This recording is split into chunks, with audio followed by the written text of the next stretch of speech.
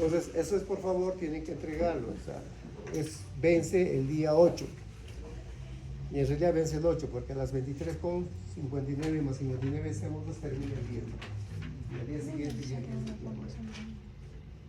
¿Alguna pregunta acá para explicar este tema? ¿No hay preguntas? He estado comentándoles también de que hay alumnos que tienen, bueno, ustedes mejor que yo saben quiénes están subvencionados. ¿Estamos? Hoy día tienen preferencia ellos para participar. Si no participan, ya es problema de ustedes. ¿Estamos? Entonces es muy importante, como les dije, cada clase va a haber las oportunidades de que suban notas. Sí, esta es una oportunidad. Creo que esta va a ser probablemente la última, es que la semana que viene no hay ninguna situación. Entonces, si acá no suben nota, lo voy a lamentar, ahí va a terminar todo en relación a esta parte. ¿Estamos? Por eso que tienen hoy día la posibilidad de hacer el. ¿Está bien? ¿Alguien quiere participar? Los dos. 3. No, pero estamos hablando de que que necesitan nota. O sea, veamos un poquito. Porque, por ejemplo, si yo no necesito nota, puedo participar, sí, pero le estoy quitando a alguien que de repente sí necesita nota. Tú necesitas nota. Los 3. ¿Alguien más? 4. ¿Nadie más?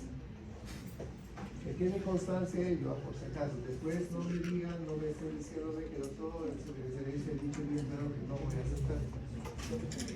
Si se animan, levantan la mano luego. Voy a hacer la parte introductoria, que es un poco de anatomía y fisiología, y luego entramos para que ustedes entren. Los que me han levantado la mano en la parte que implica ya a la. Ay, Doc. No, al revés, pero que me cuesta. Yo creo que lo vamos a cambiar. No sé qué pasa. Pero el que tenía era uno parecido y sí funcionaba bien. Sí, sino que el enlace de allá lo he dejado y lo he perdido. Otra vez. Ajá.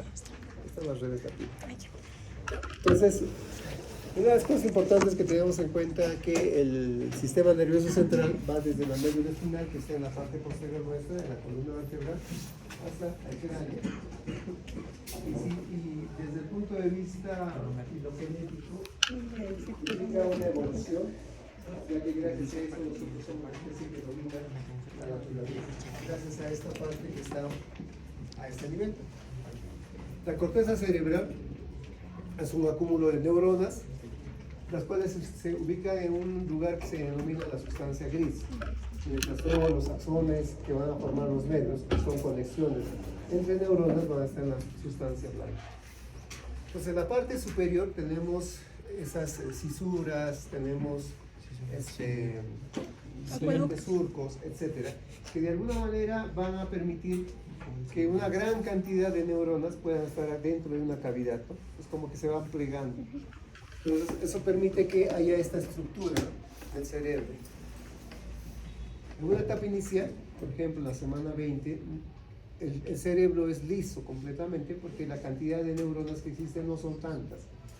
Y mucho más antes, como por ejemplo cuando vemos ecografías en los bebés de 12, 13 semanas, la parte que va a formar lo que son las neuronas simplemente es una lámina bien delgadita, a partir de las cuales las neuronas van a ir creciendo. Por ende, la corteza es bien finita. Y vamos a ver unas imágenes histológicas que nos van a mostrar ello. Cuando empezamos a bajar, vamos a entrar al diencéfalo. Y en el diencéfalo básicamente tenemos estructuras que nos permiten evaluar cómo está el medio interno nuestro. Un ejemplo es el hipotálamo. El hipotálamo tiene un montón de núcleos que básicamente son acúmulos de neuronas que se van a especializar, por ejemplo, en lo referido a lo que es la homeostasis, en lo que se refiere, por ejemplo, al metabolismo del agua. Por ejemplo. Si yo ahorita tengo sed, porque me he deshidratado, perdón, si ahorita tengo una deshidratación, no he perdido volumen, Los núcleos del hipotálamo van a poder captar ello y van a estimular la famosa neurohipófisis para que se libere la hormona antidiurética, por un lado. Por otro lado, van a hacer de que mi cerebro, la parte de la corteza, me obligue a buscar a tomar agua, y tomar de repente pues, una gaseosa, agua, lo que sea. Teóricamente el agua es lo básico, pero de repente mi corteza es tan especial que dice, no, yo quiero de repente un Gatorade. Estoy tomando agua, pero ya estoy dándole otro detalle que implica un sabor, etcétera, etcétera, etcétera. Que ya implica, vuelvo a repetir, la actividad de la corteza cerebral que está participando en algo básico como es lo que da el hipotálamo. Por encima del hipotálamo tenemos una zona que se llama el epitálamo. Y en el epitálamo, ¿alguien me ayuda? ¿Qué se produce? ¿Gonadotropina? El epitálamo es una zona que tiene que ver con la luz. Cuando nosotros hay oscuridad, generalmente tenemos a dormir. ¿Y por qué? Porque ahí se produce. Claro, tiene que ver con el ciclo del sueño. Claro, pero tiene que ver con una sustancia que está de moda incluso en la actualidad, con la melatonina. La melatonina es una sustancia que se produce en esa zona y nos permite dormir. Obviamente la luz se viene, entra por la ventana que se denominan los ojos, y eso hace que la melatonina disminuya, etcétera, etcétera, y nosotros tendremos a... Es poco probable que tengamos que dormir con la luz, ¿no? Entonces, acá abajo, en la parte inferior, está el porque el hipotálamo está acá. El hipotálamo forma las paredes de una cavidad central que tiene que ver con el líquido cefalorraquídeo, que es el tercer ventrículo.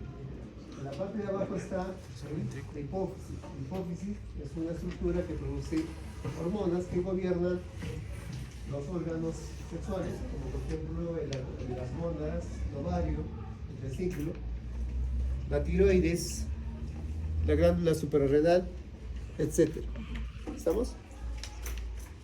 Y tenemos una estructura que tiene mucho que ver con la sensibilidad, con el dolor. ¿Cómo se llama? Es como una bolita. Si existe el hipotálamo,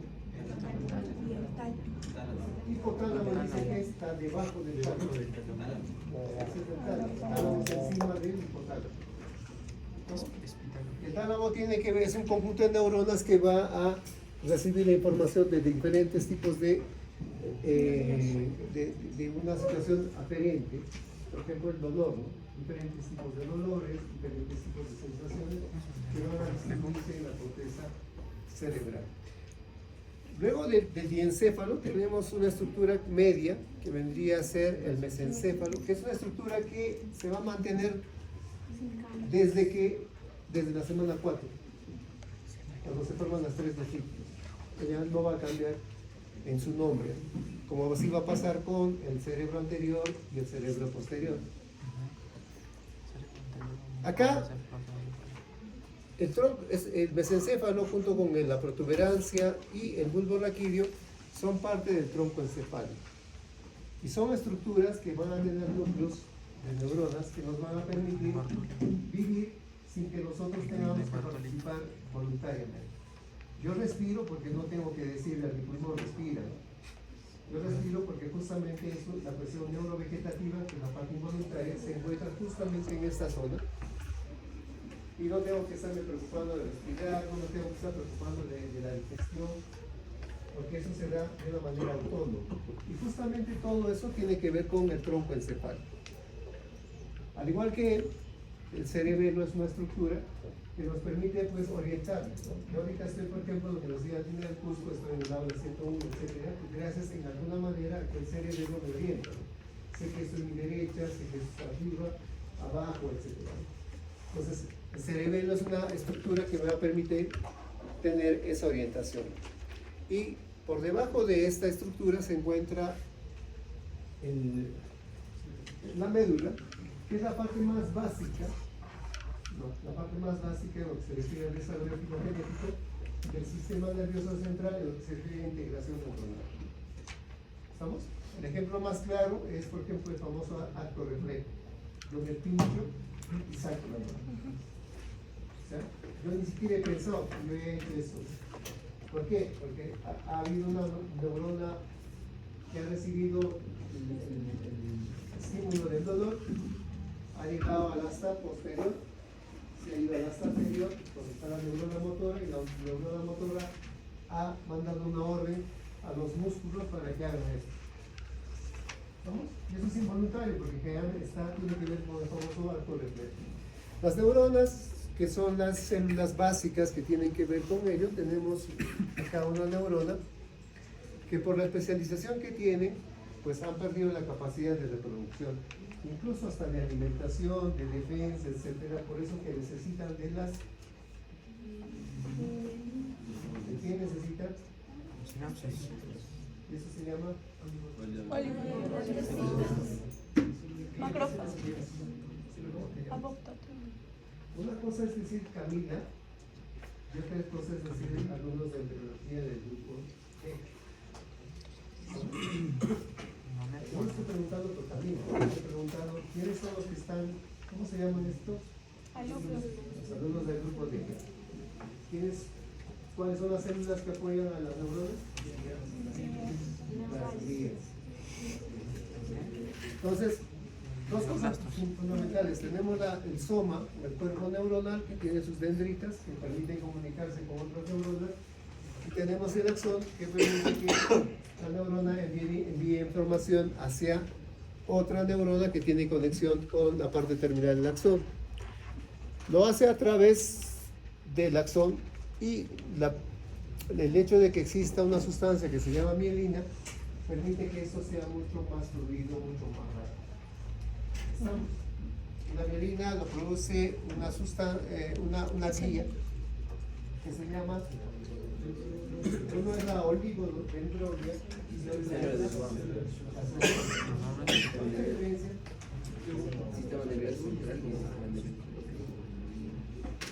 Nervios periféricos.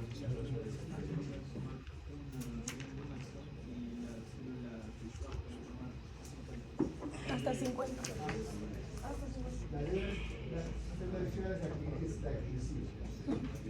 La oligodendroglía no, ella se puede darle a varios axones. Entonces acá tenemos lo que acabamos de mencionar, tenemos la corteza, tenemos el diencéfalo, tenemos el tronco encefálico y el cerebelo que hemos estado mencionando. Una cosa importante que en el tronco cerebral, hace rato habíamos comentado que lo que nos permite interactuar con el mundo, por ejemplo, yo puedo tocar y decir, está frío, está áspero, ¿entiendes? Son receptores que tengo aquí en la mano. Y que esos receptores tienen unos cables que conectan con la parte central que se llaman nervios. ¿Estamos? Los nervios más elementales son los nervios espinales, pero un poquito más elaborados son los nervios que están más arriba, generalmente en el tronco encefálico. Y ahí nacen los nervios que se llaman pares craneales. Los pares craneales son nervios más especializados que los espinales. Tenemos ahí el par craneal 1, que es el olfatorio. ¿Por qué es olfatorio? Porque es específico de la olfacción. Entonces es básicamente un nervio sensorial. Pero también tenemos el nervio óptico y conforme el número va ascendiendo, bajamos del mesencéfalo hacia el bulbo. Es así que, por ejemplo, el glosofaringio o el hipogloso, al igual que el vago, se encuentran en el bulbo y parte de la proximidad. El par 1, el par 2, etcétera, están en el mesencéfalo y conforme van avanzando los números, vamos bajando hacia el bulbo raquídeo. Entonces, cada uno, repito, pues tiene una importancia selectiva en algunas cosas en particular. Acá tenemos el par 1, que es el olfatorio, el par 2, que forma el quiasma óptico, que obviamente esta estructura se encuentra por delante de la hipófisis, se encuentra por delante de la famosa silla turca, ¿no? Entonces, acá están los grupos neuronales desde el mesencéfalo hasta el bulbo raquídeo, que van a ser los orígenes de los pares craneales. Y bueno, ya hemos mencionado que, por ejemplo, algunos pares craneales como por ejemplo el facial. El facial es un par craneal mixto, pero predominantemente motor. En cambio el trigémino también es mixto, pero es predominantemente sensitivo. Y así, algunos como el vago es más sensorial. ¿Cuál es el efecto que genera el vago, por ejemplo?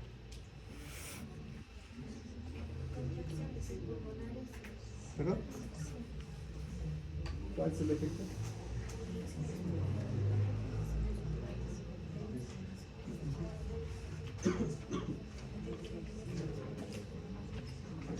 ¿Ya? O sea, en parte es eso, o sea, el vago es la expresión del parasimpático. ¿Vamos? El parasimpático tiene un neurotransmisor que se llama acetilcolina. Y la acetilcolina, por ejemplo, va a estimular estructuras.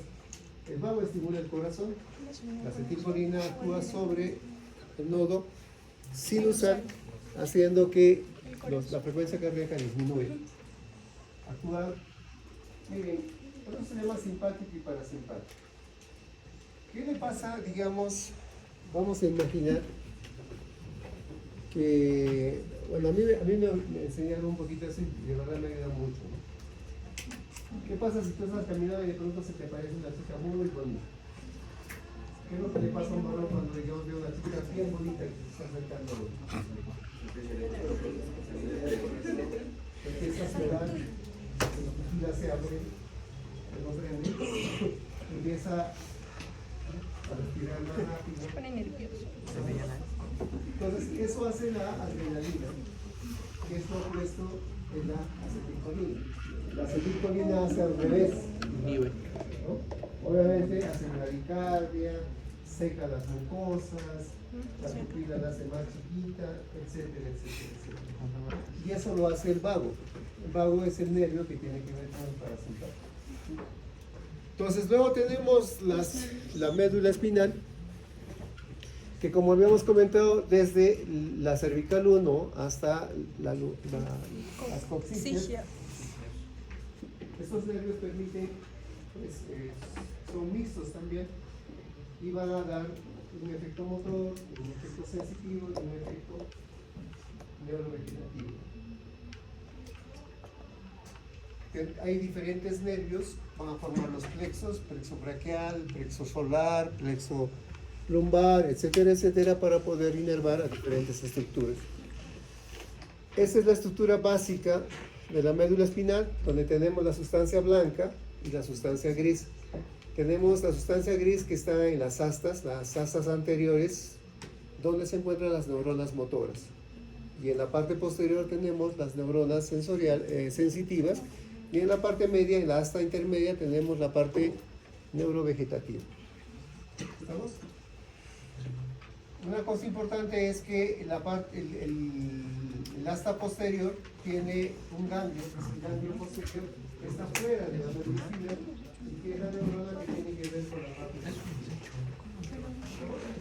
y saliendo de lo que es el agujero de conjunción, la vamos a entender, la vértebra tiene un hueco que se llama agujero de conjunción. Por ahí salen las raíces nerviosas. Las raíces nerviosas van a tener esa mezcla que acabamos de comentar.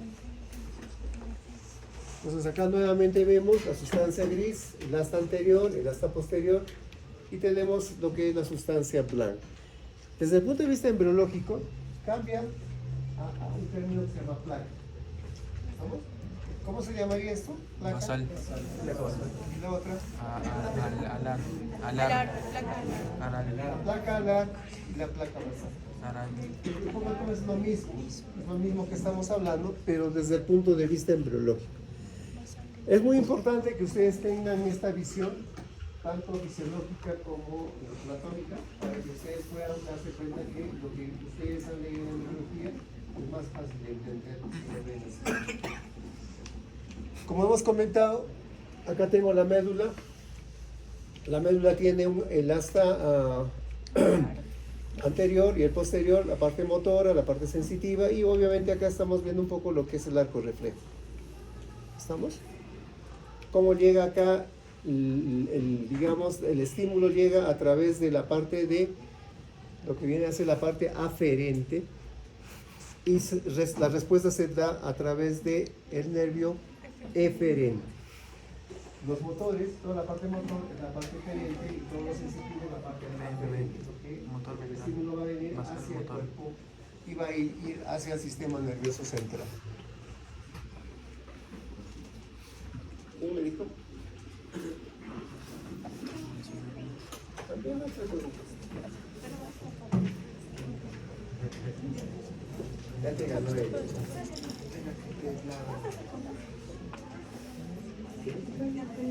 Como quieras, me avisas y yo paso, no sé. Bueno, se da en la tercera semana.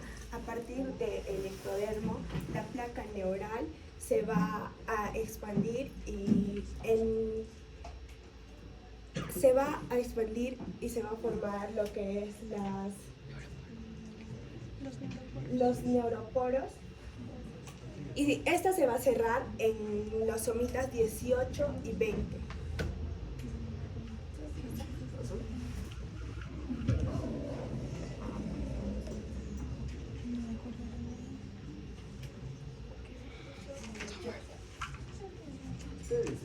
Debe su tiempo.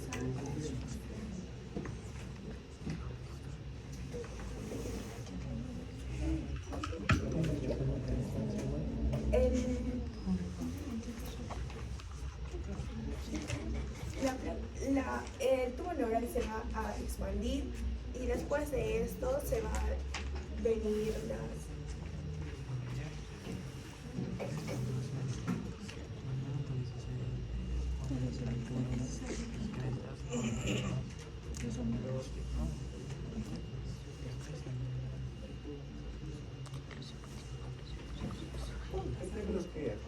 Toma 6 lugares, piensa, vas a volver a pasar. Tú me pediste.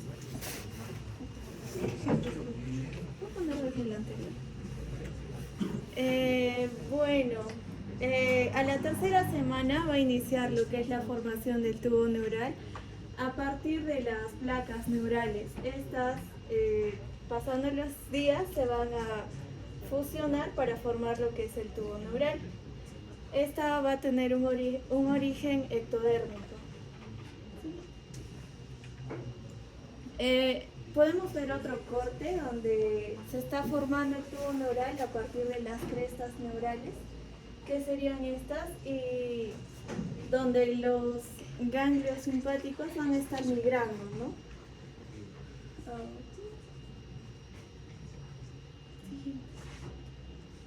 ¿No? Si me quiero parar porque algo no les conozco. No sabía que voy a resolver. Está migrando de esta parte para esta parte. Estos son los ganglios simpáticos. ¿Segura? No, quédate.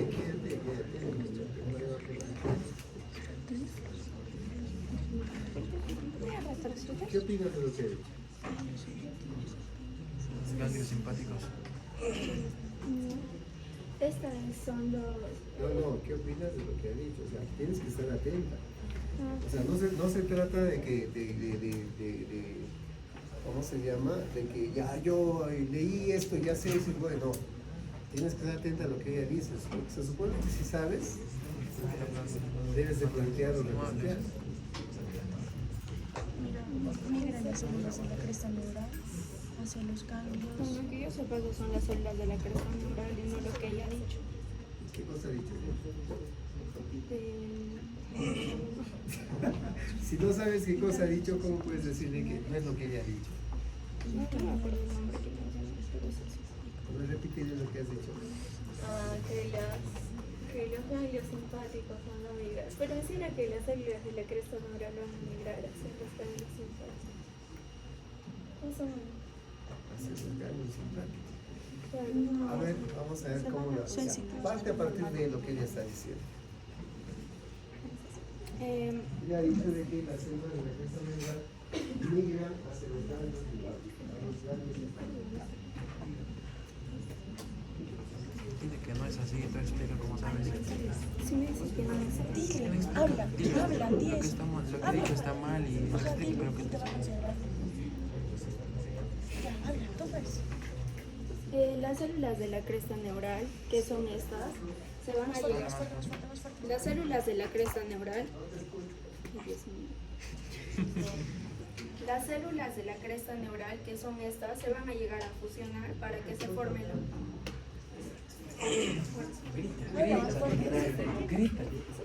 las células de la cresta neural que se encuentran en esta parte. Esto se va a llegar a fusionar, como lo vemos aquí, para que forme el tubo neural. Esto se va a dar a base de la neurulación. Sigue, sigue, sigue. no tiene nada que ver. No tiene nada que ver. Sí, sí, sí. Porque literalmente los ganglios sensitivos faciales, sensitivos espinales.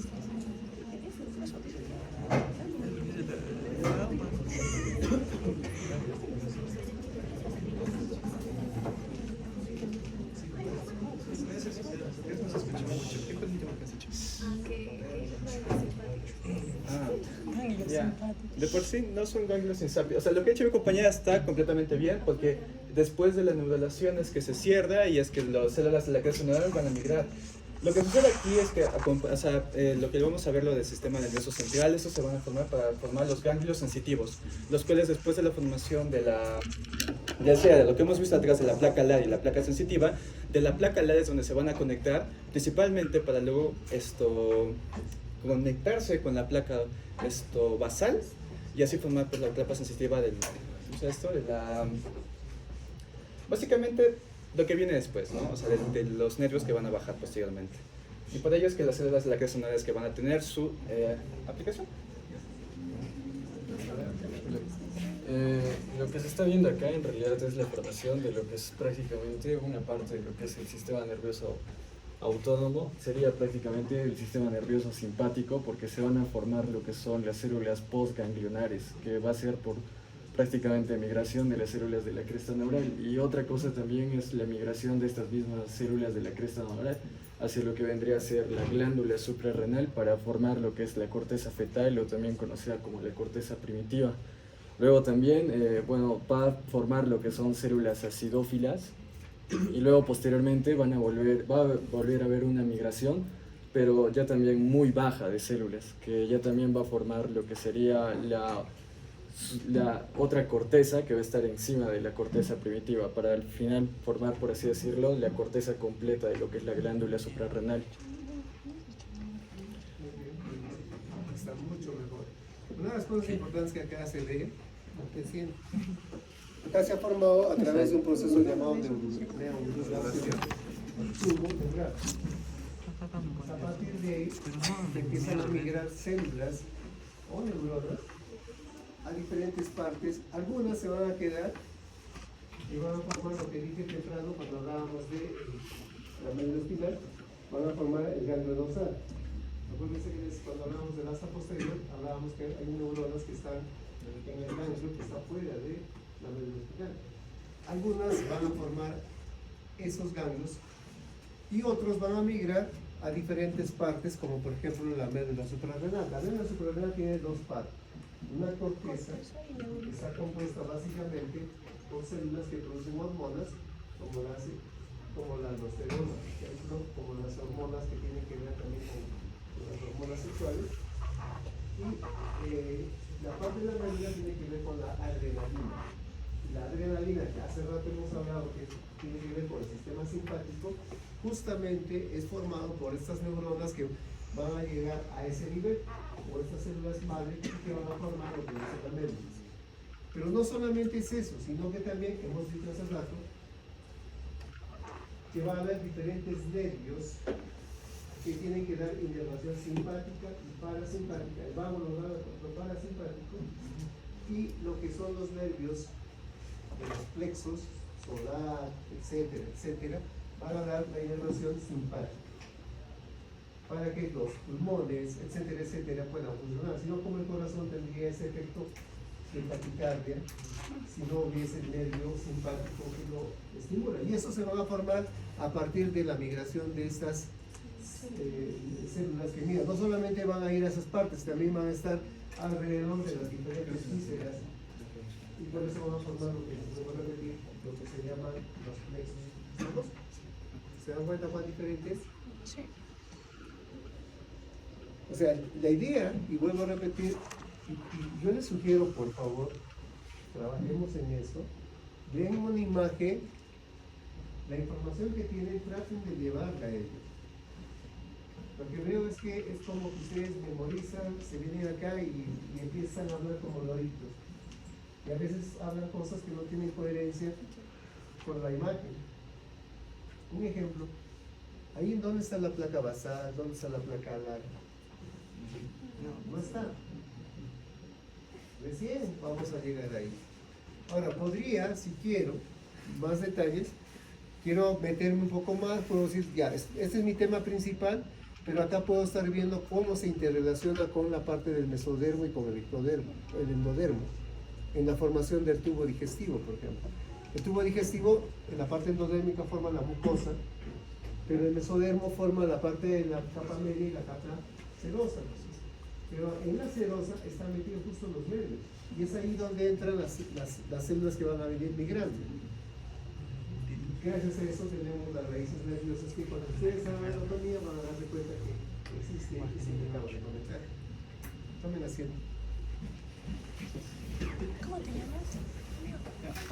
Juan. ¿Quieres participar? ¿Levantaste la mano? ¿Quieres participar? ¿Sí? ¿No?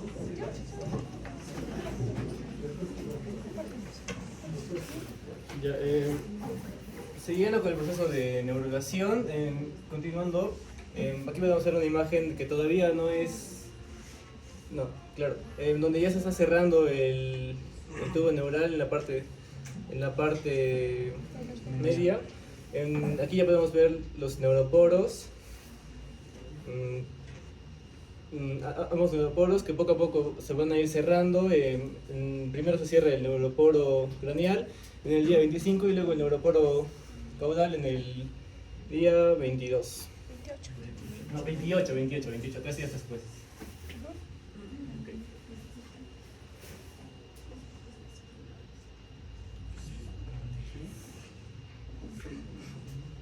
¿Qué es eso?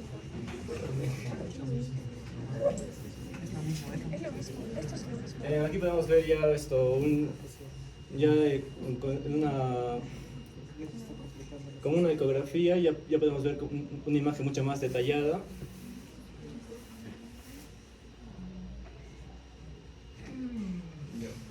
Aquí podemos ver cómo en la zona craneal toda esa parte se va ensanchando y para formar lo que van a ser las vesículas. Es importante acá que lo que estamos queriendo mostrar es la relación entre el ectodermo con el mesodermo y cómo, por ejemplo, eso se relaciona con la formación de los somites. O sea, al inicio el tubo, o mejor dicho el plegamiento, acuérdense que el ectodermo es inicialmente plano. Eso poco a poco va a formar como una U, que es la famosa neurulación que ustedes han hablado, y eso va a unirse, y generalmente eso pasa a nivel cervical, llamémoslo cervical. ¿Estamos? Y cuando se fusiona, aparecen, por ejemplo, se evidencian los somites, que van hasta ese nivel, y progresivamente van a ir apareciendo más somites, porque al inicio básicamente los somites están a ese nivel. Y conforme se va cerrándose y va habiendo una proyección craneal y una proyección caudal, es que va cerrándose y los somites también van a ir desarrollándose. Acuérdense que los somites van a formar lo que va a ser la columna vertebral. ¿Estamos? Entonces, por lo tanto, van acompañando a ellos, ¿no? Ya lo comentaron que tenemos el agujero caudal y el craneal, es los famosos neuroporos, y que primero se cierra el de la cabeza y luego se cierra el esto, ¿no? Generalmente es a la cuarta semana que se cierra el caudal. Acá vemos también la formación de los somites, parecido a lo que hemos estado hablando, cómo se están formando los somites. Vamos teniendo acá el neuroporo craneal. No se nota mucho el otro porque ya se cerró. ¿Estamos? Sí. Que es perdón, el que recién se está formando, perdón. Porque recién acá están los somites, entonces todavía no ha llegado a formarse como debe la parte inferior. Es algo semejante acá. Acá estamos cómo está empezando a fusionarse el tubo y aparecen los somites y va aumentando, ¿no? ¿Puedo corregir esto? Por favor, se me he equivocado ya. Aquí me equivoqué, ese es lo que es... Aquí se ven dos estados de la neurulación, ese es antes, ese es después, ese es alrededor de la tercera semana, donde se puede ver el engrosamiento de la capa ectodérmica que va a formar aquí lo que es la placa neural. Aquí se puede ver cómo la formación de los primeros somitas y cómo el proceso de neurulación, como al ensancharse la placa neural se va levantando y forma lo que es el surco neural, que empieza por esta parte, y podemos ver aquí ya que se está empezando a cerrar el tubo neural por la parte cervical, y ya vemos aquí el neuroporo craneal y el neuroporo caudal que recién están en proceso para cerrarse. Aquí podemos ver que esas células de acá, esta parte de acá que son como crestas, van a ser las células de la cresta neural que van a migrar a diferentes lugares, que en este caso las competencias que van a formar los ganglios, que esas células van a migrar a diversas zonas y quedarse algunas de ellas en ciertas zonas para formar ganglios específicos. Aquí podemos ver el día 28 que se forma el prosencéfalo. Vamos a ver. Dije a ti, después dije Una consulta. Continuando con lo que el compañero menciona, es para el día 28 se van a formar 3 dilataciones, las cuales van a ser las vesículas, el prosencéfalo, el mesencéfalo y el romboencéfalo, que a su vez para la quinta semana estas se van a estar dividiendo. El prosencéfalo, bueno, creo que aquí se aprecia como las 3 vesículas primarias, prosencéfalo, mesencéfalo y romboencéfalo. ¿Cuál es el cerebro posterior?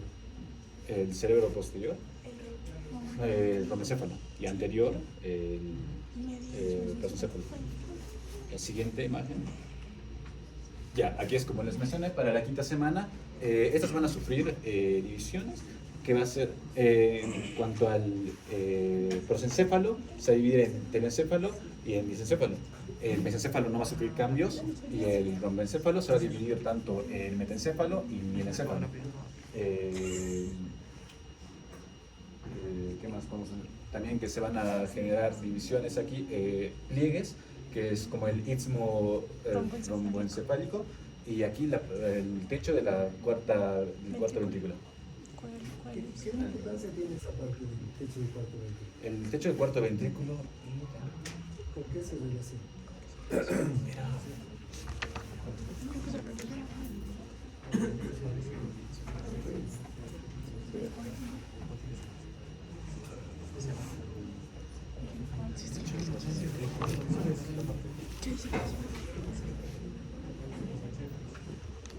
Con el cerebelo.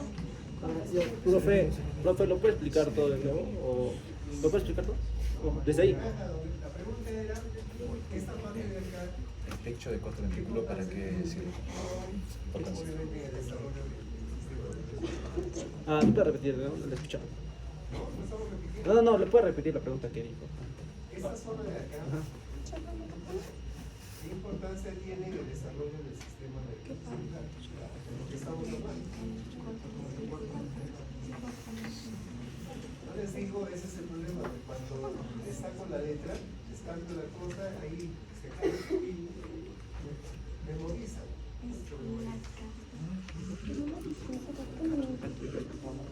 Vas a pasar aquí ahorita,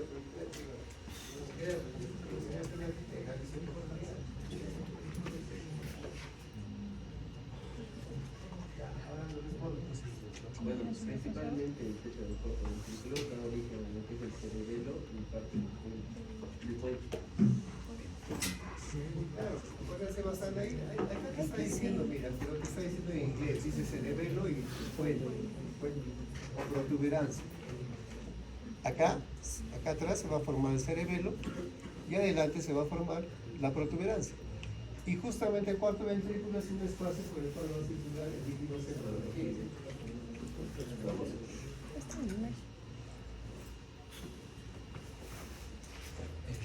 ¿Quién quiere participar?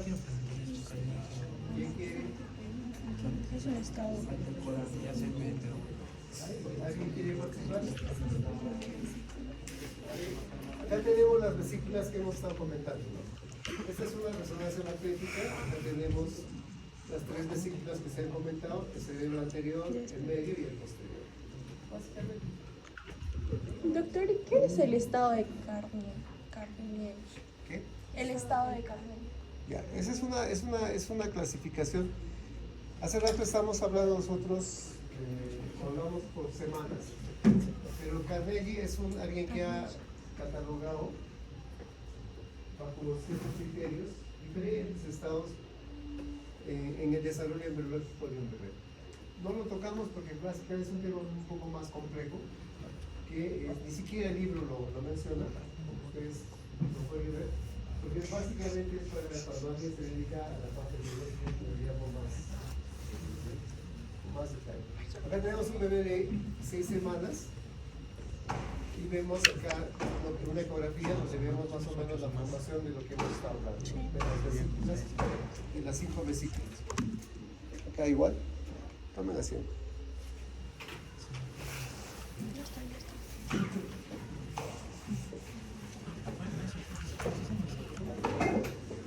No, tú me has hecho acordar que tú habías levantado.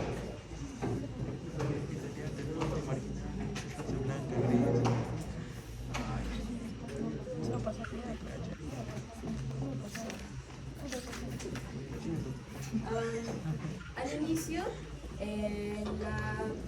el tubo neural, este es un córtex. El tubo neural, este es un córtex, va a tener como un epitelio pseudoestratificado, lo cual va a contener células neuroepiteliales. En caso de pseudoestratificado, ¿a qué se refiere? Se va a referir a que, por lo menos cuando vemos esto, parece que va a tener varias capas. Pero en realidad es solo una sola capa, solo que está distribuido en una forma diferente. Estas van a estar unidas por el lumen. Por el complejo del lumen van a estar unidas. ¿Sí?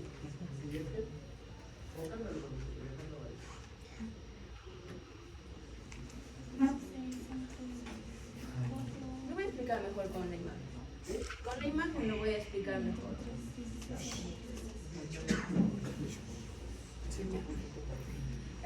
Como habíamos visto, esas células van a empezar a, por así decirlo, van a empezar a cambiar de forma. Ya. Van a empezar a cambiar de forma para tener una forma más circular, ya, más circular, y su núcleo también va a estar más circular, pero van a tener como una tinción. Estos van a ser los neuroblastos, los cuales van a formar a la capa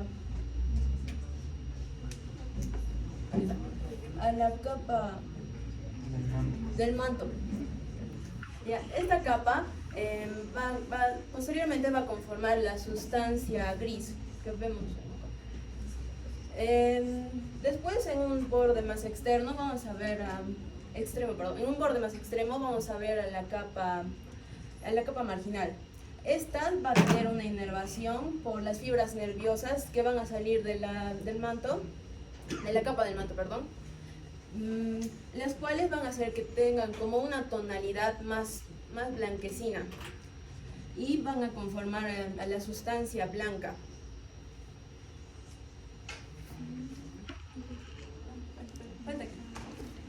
En esta parte intermedia va a haber que entre la dorsal y la ventral va a estar no me acuerdo bien el nombre, pero está entre dos segmentos, entre la T1 y la C2.3 y también va a estar entre la S2 y la S4.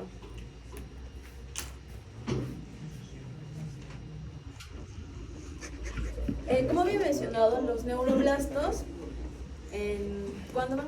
¿Sí? Bueno, esto es una diferenciación histológica. Para entender esto hay que reconocer primero que esta célula del neuroblasto viene de esas células epiteliales neuronales. Estas van a pasar por lo que es un proceso de diferenciación. ¿Por qué? Porque principalmente estas células son apolares y hay que recordar que antes, cuando en su etapa que eran células neuroepiteliales, tenían lo que es un núcleo más grande y además que su nucleoplasma era más... ¿Cómo se llama esta palabra? Bueno, era más pálida, perdón, esa palabra me olvidó. Entonces, para este proceso hay que entender que ese cambio que se da de esta célula neuroblástica apolar a una bipolar va a permitir que esta se desarrolle en dos sentidos. La primera va a permitir que se elongue hacia un lado para primero formar lo que es el axón y después se va a ramificar hacia una parte, podríamos decirle hacia su lado opuesto para formar lo que es en este caso las dendritas. Para toda esta formación hay que entender que esta célula va a ser una neurona multipolar y con el desarrollo continuando con el desarrollo, esta va a permitir lo que es formar lo que es nuestra neurona definitiva. Ya, para esto también hay que entender que tenemos lo que son las células de la glía, que muchas veces estas van a servir como soporte para lo que son las neuronas. Por ejemplo,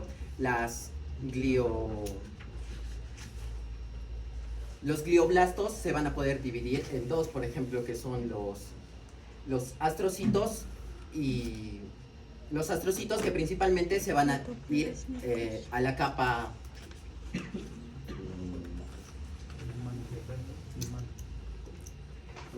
Ya, ¿quieres pasar? Pero antes de entrar, ven. Una cosa, por ejemplo, antes que se me vaya la idea. Hace rato hemos hablado que empezamos así. ¿Estamos? Pero empezamos así y hay una zona que esto va a ser más prominente y esta va a ser mucho menos. ¿Por qué? Porque acá tiene que formarse la cabeza, por lo tanto esta famosa cresta neural que se hace mucho más grande. Y en la parte caudal es mucho más pequeña, porque el embrioncito tiene una forma de pera. ¿Estamos? Y eso ahí empezamos con la famosa neurulación y luego formamos el tubo, ¿no? Formamos el tubo neural. ¿Estamos? Como todo tubo tiene un hueco, ¿no? Y ese hueco lo hemos estado viendo en las imágenes anteriores. Entonces, se supone que al final ese hueco va a quedar como la cavidad ependimaria, o también va a ser la cavidad que tiene que ver donde circula el líquido cefalorraquídeo. Entonces, a este nivel es que están las capas de células pseudoestratificadas que hablaba nuestra compañera. Ahí se van a formar, van a estar las células madre, que son un neuroepitelio. Y a partir de ese neuroepitelio va a empezar a formar lo que es un neuroblasto, que es el que va a generar las neuronas, ¿no? Y ahí va a empezar a crecer. Y es muy importante tener en cuenta este concepto para entender lo que va a pasar. ¿Estamos? Que de acá un ratito lo voy a volver a tocar para darle el énfasis. Ya, ¿qué querías como? Ya, bueno, continuando, pues acá tenemos la diferenciación celular. Como ya sabemos, tenemos el inicio en las células neuroepiteliales y ya existen dos caminos. El principal, por el cual se diferencian justamente los neuroblastos para pasar a ser el neuroblasto apolar, el bipolar y posteriormente el multipolar, que vendría a ser el definitivo. Y el segundo camino que sería para las células de la glía, los glioblastos. Los glioblastos se van a diferenciar en dos caminos dependiendo de dónde se van a dirigir, a la capa del manto o a la capa marginal. Si es a la capa del manto, se van a distinguir en los dos astrocitos, el astrocito fibrilar y el astrocito protoplásmico. Estos van a dar funciones de soporte y también funciones metabólicas dirigiéndose hacia los vasos y las neuronas. Y por el otro lado, yéndonos hacia la capa marginal, tenemos la oligodendroglía. ¿De qué se va a encargar de la oligodendroglía? Junto con las células de Schwann van a ayudar en la mielinización. Por ende, al estar en la capa marginal, esto hace de que justamente la capa marginal se convierta en la sustancia blanca, la mielinización. El otro tenemos a través de las células del mesénquima que van a generar la microglía. Y la microglía son células fagocíticas dentro de la vascularización del mesénquima. Por ejemplo, ¿podría una oligodendroglía estar en la capa, en la sustancia viva, en la capa basal?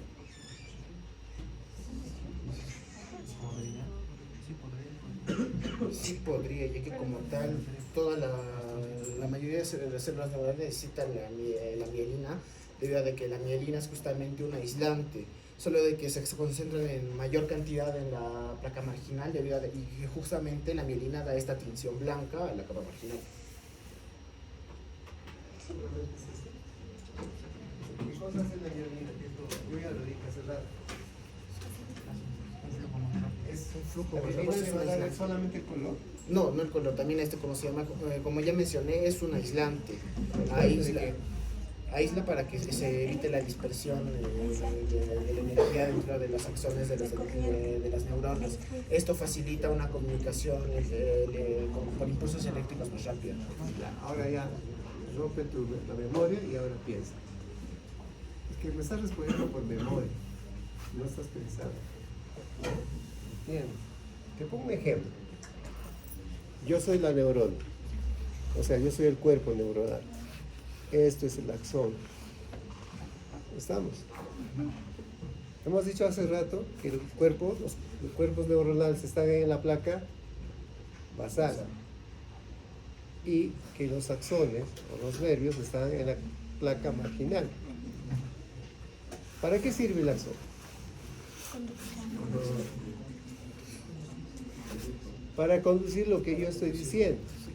Si yo quiero decir, por ejemplo, internet, tú quieres ahorita ver tu partido de la Champions, ¿estamos?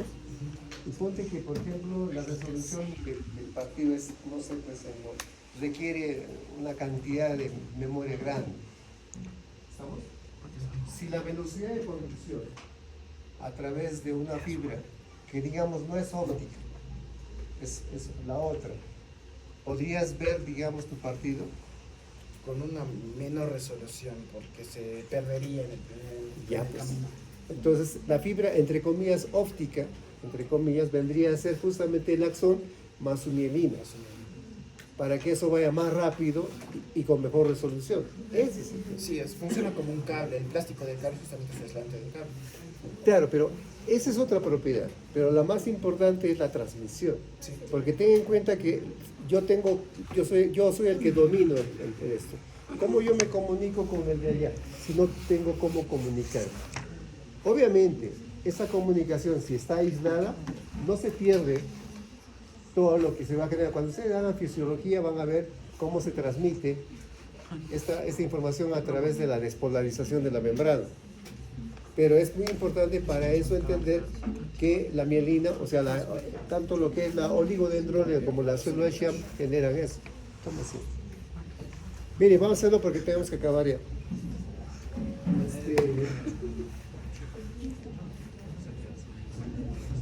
Como les estaba comentando hace rato,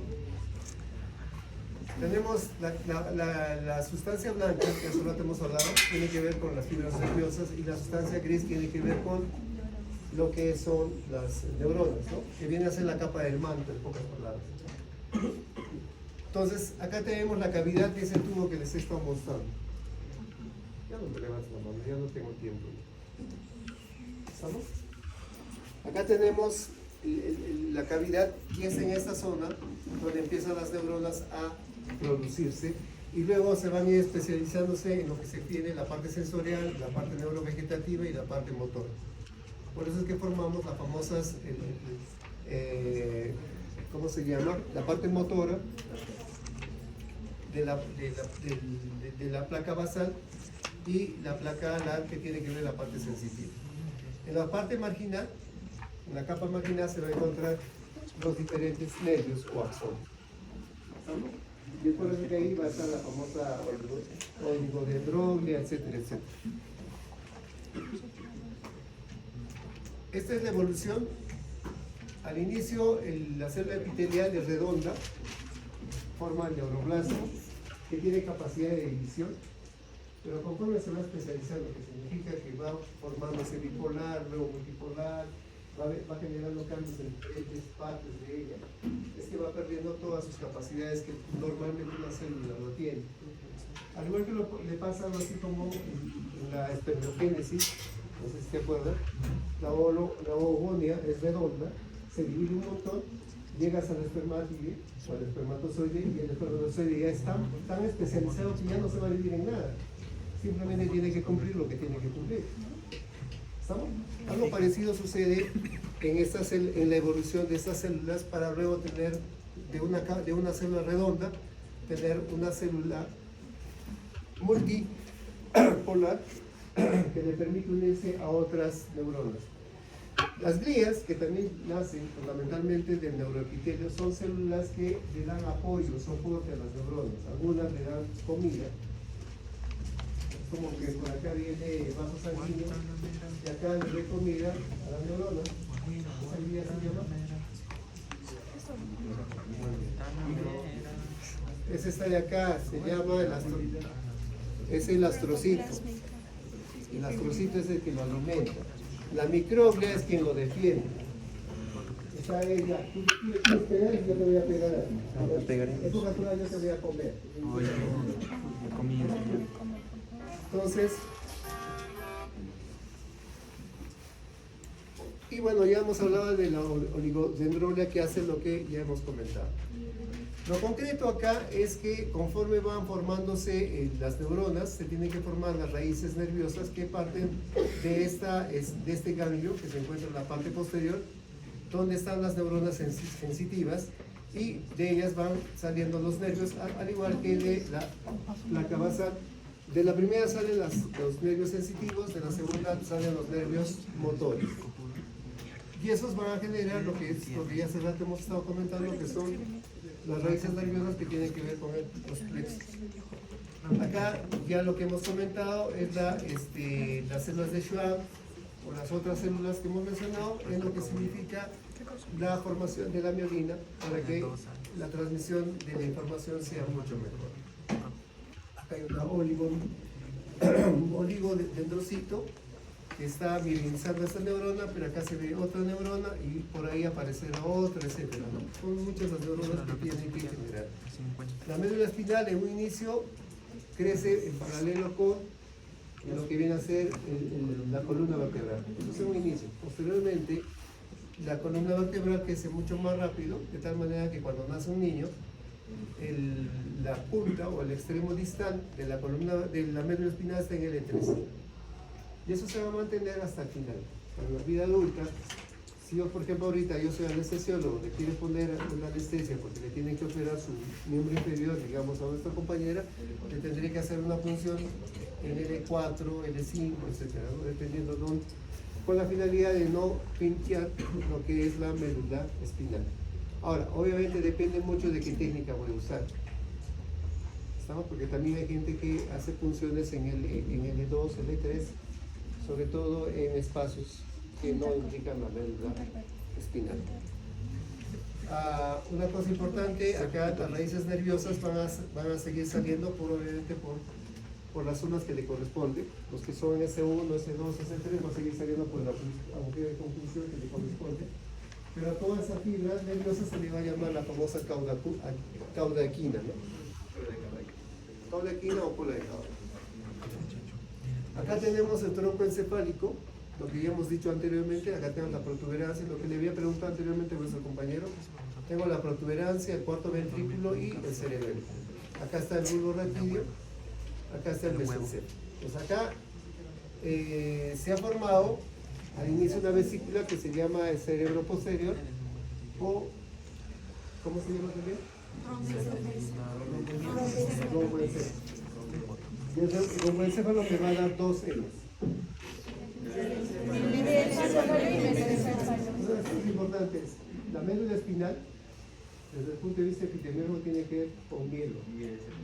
Por ejemplo, la mielografía es la radiografía con sustancia de contraste de la médula espinal. ¿Estamos? Por eso es que mielo se relaciona, no digo que sea, por favor, esto es una cuestión para que no se confunda. Acuérdense que el romboencéfalo se divide en mielencéfalo y metencéfalo, ¿no? Por lo tanto, mielo se relaciona con melo, por lo tanto, mielo está después de melo. Mielo, para que no se confunda. ¿Estamos? Si mielo se relaciona con médula, pues médula, mielocéfalo y metencéfalo tiene que ver con cerebelo y con protuberancia. Y de ahí viene el que no cambia para nada, que se llama mesencéfalo, que es la parte media. Para que no se confunda. Entonces tenemos el mielencéfalo que va a formar la protuberancia. Una cosa importante, y para que por ejemplo sea fácil, para no complicarnos la vida, esa es la placa basal, que en pocas palabras son acúmulos de neuronas motoras y sensitivas, simplemente van a cambiar su distribución, como estaba en médula, van a cambiar en la parte superior para formar núcleos de neuronas que van a, repito, dar origen a los pares craneales. Es así que acá están los pares craneales que están naciendo acá del bulbo raquídeo. Acá estamos en la protuberancia, acá estamos en el mesencéfalo, no, perdón, acá estamos en la protuberancia, acá estamos en el bulbo, acá todavía no aparece el mesencéfalo. Lo concreto es que acá vemos cómo se van distribuyendo de diferente manera, lo que en la médula tenía una forma determinada. Entonces, dependiendo de qué raíz, de qué nervio van a generar, pues obviamente van a tener que ver, lo rojo es motor y todo lo azul es sensitivo. Lo sensitivo es aferente y lo motor es eferente. Algunos de ellos van a tener, como por ejemplo vemos, tenemos el somático eferente, que es la parte media, tenemos el visceral somático, el eferente visceral específico y el somático, perdón, el visceral especial general. ¿Estamos?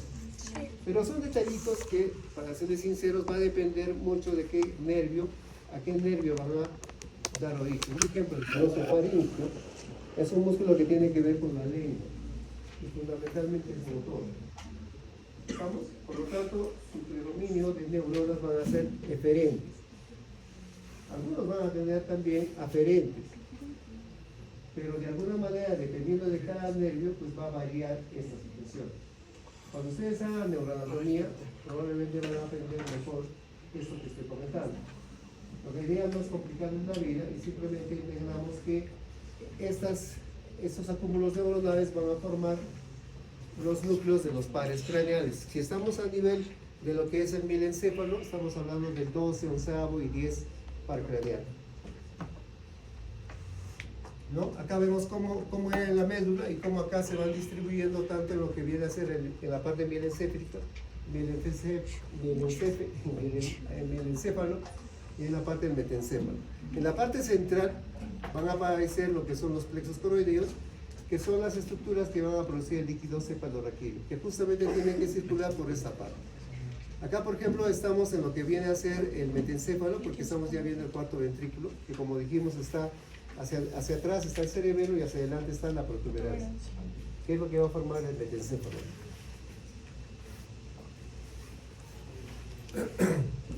Entonces acá estamos en el metencéfalo nuevamente, acá estamos en el cuarto ventrículo y es acá a través de estos labios que se van a formar el cerebelo, ¿no? Que se va a ver de acá un ratito mejor.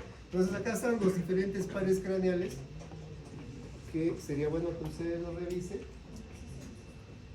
En el examen, por si acaso, no voy a ser tan minucioso, decir que sabes que tal cosa, ¿no?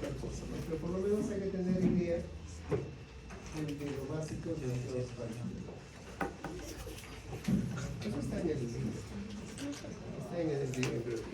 El cerebelo tiene que ver con el metencéfalo. El cerebelo tiene la parte del vermis, que es la parte central, y tiene los hemisferios, que son la parte periférica.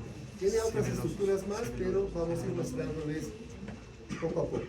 Histológicamente tiene tres capas. La capa granulosa, la capa de Purkinje, porque se caracteriza fundamentalmente porque tiene estas neuronas de Purkinje, y la capa molecular, que tiene neuronas estrelladas y neuronas que tienen la forma en cesta. Estas son las tres capas que tiene el cerebelo. Entonces acá vemos las células de Purkinje que están en la parte media. acá vemos la capa granular, que es básicamente de acá, es donde se va a ir formando toda la estructura del cerebelo. Entonces, ya hemos hablado que el metencéfalo va a ir generando estas placas, que son las placas cerebelales, que van a ir creciendo en la parte posterior del metencéfalo, van a hacerse prominentes y van a formar lo que va a ser los hemisferios cerebelales.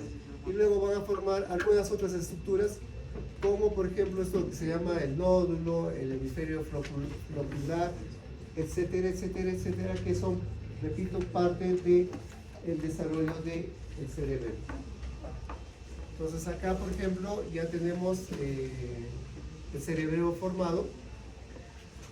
Cuando nosotros vemos a un bebé, por ejemplo, en las ecografías que vemos de 12 a 13, los bebés todavía no tienen cerebelo, están en proceso de formación. Y bueno, pues si alguien aquí todavía va a venir, van a darse cuenta que esa imagen es bien común de ver. Como de un extremo va partiendo parte de un hemisferio y como del otro extremo va partiendo, y en la parte central todavía hay un huequito.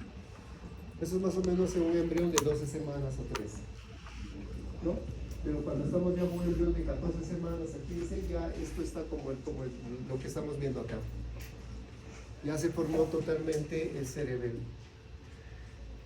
Y parte de la placa, de la capa marginal, empieza a crecer, como se ve en las imágenes, y van a formar, digamos, las células de Purkinje. Y posteriormente, por eso hablaba más o menos de la semana 14-15, es que se va a formar las capas que ya hemos comentado anteriormente, de una manera progresiva. Acá tenemos el cerebelo, acá tenemos un bebé que ya nació y ya tiene toda la estructura cerebral que hemos comentado histológicamente. Acá vemos un cerebelo visto en ecografía. Este es un bebé de 20 semanas. Acá vemos los hemisferios, vemos el vermis, el otro hemisferio, vemos la cisterna magna, el hueso occipital. Acá estamos viendo los ventrículos laterales. Es una ecografía de un bebé de 24 semanas. Estos son los plexos coroideos y vemos ya acá la corteza cerebral que ya se está formando. Acá se está formando la cisura de Silvio. Entonces, vamos a entrar a lo que es el mesencéfalo. En el mesencéfalo tenemos esta formación que son los colículos. Tenemos el colículo superior o anterior y el colículo inferior o posterior. Esos colículos básicamente son zonas de transición de neuronas que tienen que ver con la visión y la audición. Los que son de arriba, los superiores, estos de acá, tienen que ver con la visión, y los posteriores o inferiores tienen que ver con la audición. Entonces, como habíamos comentado, estas son imágenes de neuroanatomía, donde vemos los núcleos, ¿no? Acá estamos viendo el colículo superior, que tiene que ver con los núcleos referidos a la parte visual. Y acá estamos viendo, por ejemplo, otros núcleos que tienen que ver con, por ejemplo, el nervio oculomotor, que tiene acá su punto de su núcleo, a través del cual va a emerger el nervio que estamos mencionando. Entonces, como hemos mencionado, en el mesencéfalo va a modificarse la distribución de las neuronas de la placa basal y alar para formar los núcleos de estos pares craneales. En este caso estamos hablando del par 3, el par 4. El par 3 es el motor ocular, como su nombre dice, es motor. Nos permite mover los ojos de un lado a otro. El patético es el par 4, ¿no? El patético tiene que ver con qué. El patético es con el ojo para que, pues le llaman patético porque pues, si hay una lesión el ojo se cae y uno mira hacia abajo, ¿no? Permite mover los ojos hacia arriba. Entonces, dependiendo, por ejemplo acá tiene el par 3 y el par 4, como son básicamente nervios motores, pues es lógico que sus núcleos sean motores y sean somáticos eferentes porque tienen que ver con músculos de tipo, son voluntarios. O sea, yo muevo los ojos para un otro lado, es porque voluntariamente puedo hacer eso. Por eso es que es un somático eferente. ¿No? Eso es un ejemplo. Subimos al diencéfalo.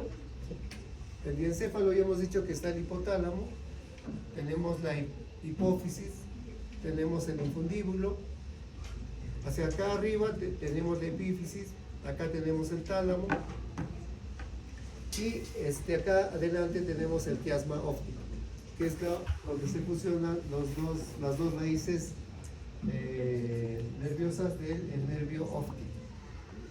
Entonces, como hemos hablado hace rato, la cavidad, ese huequito que había en el tubo neural, se mantiene y es alrededor de que van formándose, por ejemplo, los núcleos basales, las diferentes estructuras que están en el diencéfalo. Y hacia arriba van a formar las neuronas que van a formar las diferentes partes de la corteza cerebral. ¿Estamos? Una cosa importante acá es que del diencéfalo nace el infundíbulo y de nace la neurohipófisis. En cambio, de la parte anterior nace la adenohipófisis, que tiene que ver con la membrana. ¿Qué membrana? Otra vez, membrana orofaringea, y tiene que ver con una bolsita que se llama.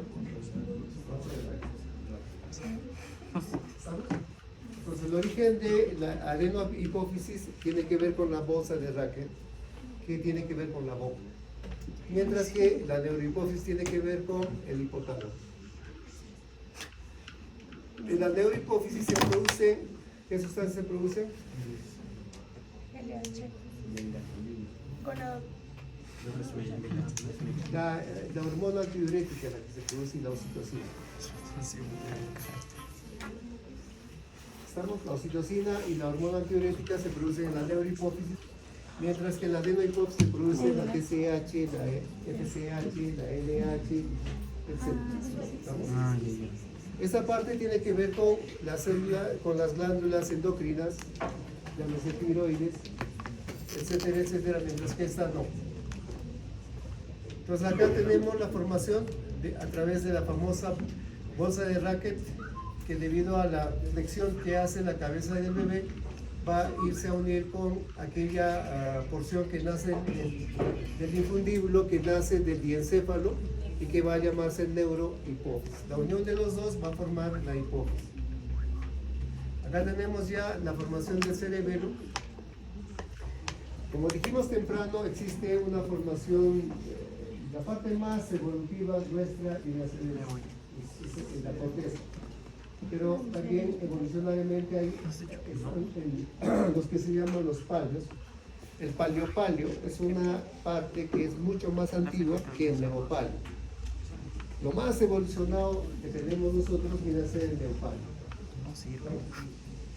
Entonces, lógicamente eso tiene que ver con el desarrollo de la inteligencia que tenemos, y eso tiene que ver con diferentes partes de la corteza cerebral. Entonces, como vuelvo a repetir, y esto se ve en los bebés, por ejemplo, esta imagen que decía, esta es la cavidad, esa es ventrículo lateral, que es lo que se ve en las ecografías, no sé si acá está, miren.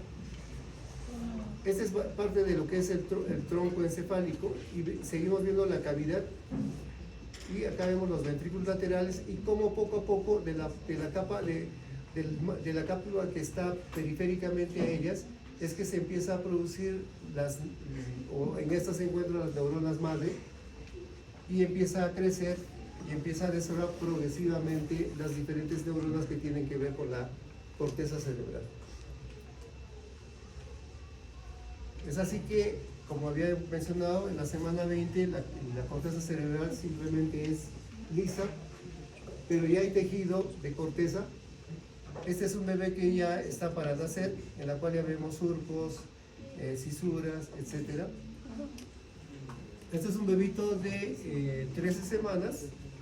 Acá estamos viendo, por ejemplo, cómo los huesos del cráneo están separados para que empiece a crecer la corteza cerebral. Entonces acá igual se sigue viendo lo que dijo. Acá vemos los huesos, vemos que acá lo que va a ser la fontanela anterior y acá está separado el hueso frontal del otro hueso frontal, porque en esta época toda la estructura que tenemos es básicamente ventrículos laterales. Acá, por ejemplo, esta es una visión lateral de un bebé y acá vemos el tronco encefálico. Acá ese es el diencéfalo, acá viene hasta el mesencéfalo, la protuberancia, acá está el cuarto ventrículo, acá está lo que viene a ser el mielencéfalo y vendría a estar acá la médula espinal.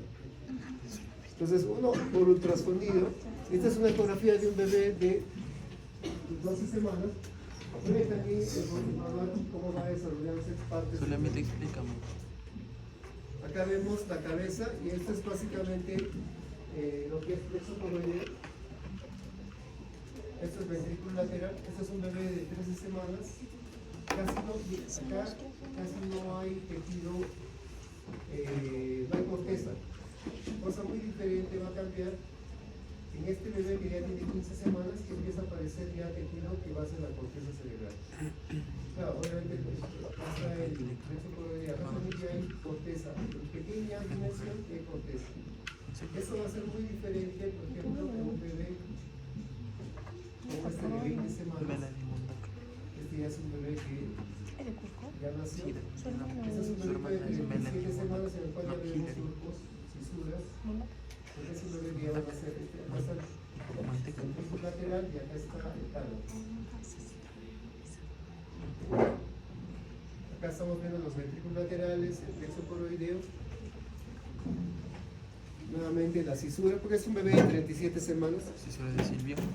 Y para terminar, acá tenemos lo que es la circulación del líquido cefalorraquídeo. El líquido cefalorraquídeo se va a formar en los ventrículos laterales por el plexo coroideo, van a ir hacia el tercer ventrículo, que es esta parte, bajan hacia el cuarto ventrículo, y en esta zona se encuentran dos agujeros, el de Luschka y Magendie, a través de los cuales van a pasar hacia la parte externa, ¿no? O sea, de acá tienen que pasar hacia la cisterna magna y luego estar bañando periféricamente la médula espinal. Entonces acá, por ejemplo, vemos que el tercer ventrículo, acá tenemos el cuarto ventrículo, tenemos los agujeros de Luschka y Magendie y el líquido pasa hacia toda esta zona de acá y circula tanto por el agujero ependimario, que es la parte central, como periféricamente ahí. Y esto es eliminado por lo que vienen a ser las venas que se encuentran a ese nivel, a nivel de lo que es el cráneo. ¿No? Nuevamente, lo que es el circuito en lo que se refiere al tercer ventrículo, al líquido cefalorraquídeo. Esto, acá volvemos a ver una imagen de un bebé de 10 semanas, en lo que es la cabeza, básicamente es cavidad donde está el plexo coroideo y el ventrículo lateral. Casi no hay tejido neuronal, porque como le comentaba, eso progresivamente va a ir creciendo. Es el plexo coroideo, va como desarrolla la cabeza conforme va avanzando en la edad gestacional hasta las 21 semanas. Esta es la cisura de Silvio, como inicialmente está separada y cómo posteriormente la cisura se tiene que pegar, ¿no? Conforme la cantidad de tejido cerebral va creciendo. Y eso es, me parece todo. ¿Alguna pregunta? ¿Ninguna? Entonces ya hemos terminado. Los que pueden retirarse, los que han participado se quedan, por favor. Y la delegada.